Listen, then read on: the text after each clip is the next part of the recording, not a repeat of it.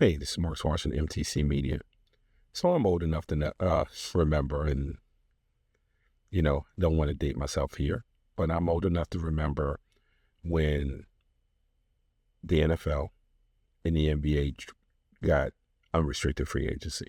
And it's not as long ago as you think, because I'm not as probably as old. At least I will refuse to believe that I'm old. But I remember when the NFL went from playing the no free agency to plan B free agency to free agency to, what you see now with transition tags and franchise tags, stuff like that. I remember when the NBA didn't have pure unrestricted free agency. There was always you always had to give compensation if you took a player from someone else, and that the Tom Chambers year was the first year of true unrestricted free agency in the NBA. And in both leagues, what you saw is that GMs had to learn how to construct a team with the ability to have this player pool of guys who could probably help you immediately. And there was a lot of mistakes made in both of those sports. In the NFL, some people just thought, well, screw rookies, we can sign all these veterans and that's going to be the way to win. And then they had bloated payrolls that frankly didn't win as much as people thought. And then same thing happened in the NBA. You started grabbing these stars, people who you would have imagined to play for multiple teams, started playing for multiple teams because of free agency. And maybe their owner didn't want to pay an X amount, but another owner was willing to pay X amount, those type of things. And then it didn't always work out for those teams either. So everyone had to learn where the balance was. And as talent pools change, as rules change, as collective bargaining agreements changed, and all of this stuff, style of play of how the game is officiated, how its plays change, GMs have had to learn how to take that information and how to apply it. And it doesn't mean that the most bloated payroll wins. It doesn't mean that, if you get the biggest names that you win. Just ask Daniel Snyder, the year he signed everyone from Dion to Bruce Smith, and I can go on and on with the examples, because going to unrestricted free agency at that time was a true disruption of the industry. Now we fast forward to 2026 in college athletics and the disruption of, being able to be paid and being able to have your college eligibility. And you're seeing more and more schools hire GMs.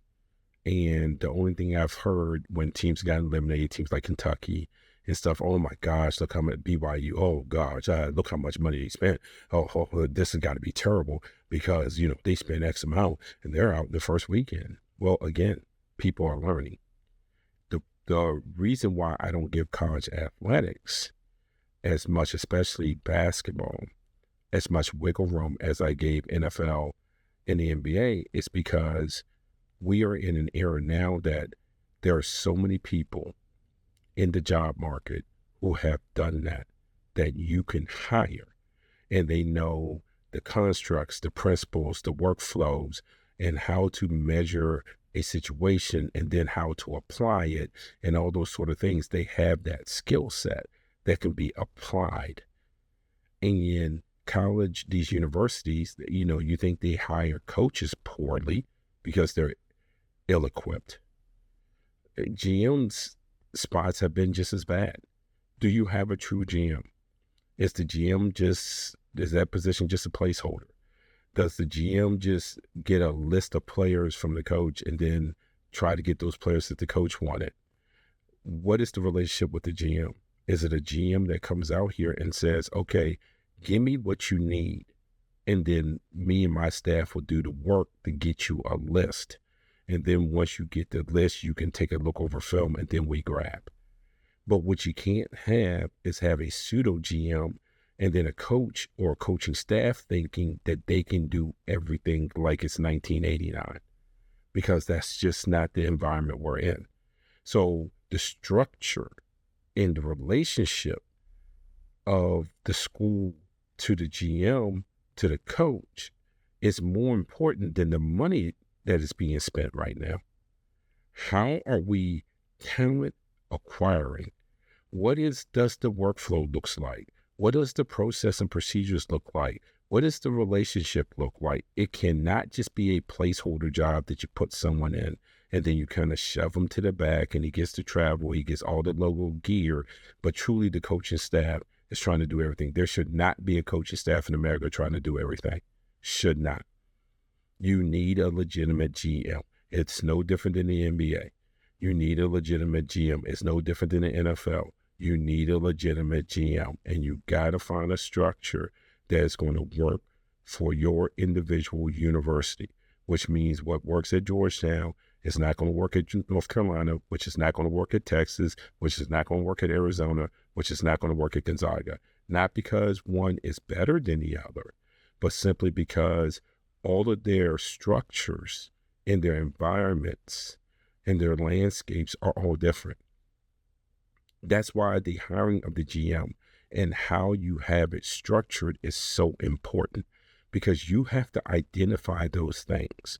How do I maximize my winning within what our university is?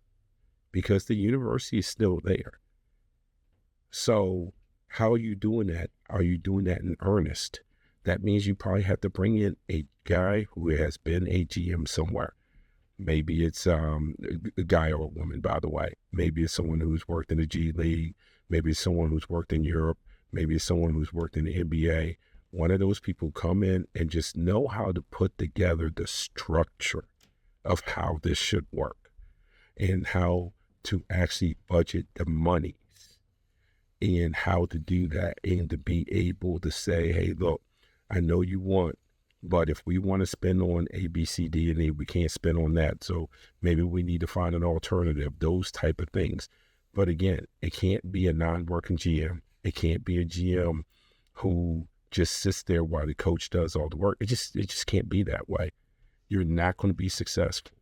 And so when you talk about the disruption of the industry, you talk about how new this is, and then you talk about people trying to do multiple jobs, which one of them being so important that they don't truly have a background into doing. Being a GM is not exactly the same because of the monies as just the recruiting world that most of us grew up in. It's not the same thing, because in that world, it was just simply how much money can the bag man get? And that's not the way it's working right now. So you have to have qualified people in that position along with the money. It's not just the money. So don't keep telling me how much BYU spent. Don't keep telling me how much Kansas spent. That's only a piece of what is success and what isn't success. Because you could look at other places where maybe they didn't get out the first weekend, but their NIL money was spent very, very well. I look over at Villanova. I think they did a great job with the NIL. They didn't get out the first weekend. I look at Virginia. I think they did great with their NIL. They didn't get out the first weekend. So it's just more than just saying how much someone paid. That's just the lazy way of doing it. You have to have the structure. You have to have the workflows. You have to have the people with experience. And unlike the NFL and the NBA back then, where there wasn't a lot of people out there with that experience because it was truly new, there's just too many people who have that background that can be hired, even if it's a hiring where you say, okay, it's not exact, but it's good enough. They work with the coach well, and we're going to make this a collaborative effort.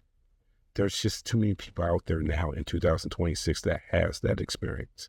So there's no excuse for college athletics, in particular college basketball. So get yourself a real GM. Go ahead, have some workflows, some process procedures, learn how to spend the money and how to identify talent. That person come in should be well-versed in how to identify those things and how to identify what the coach wants and how to properly get it at the proper pricing. That's what their expertise should be. And it's just not enough of that. Smarks Washington, MTC Media.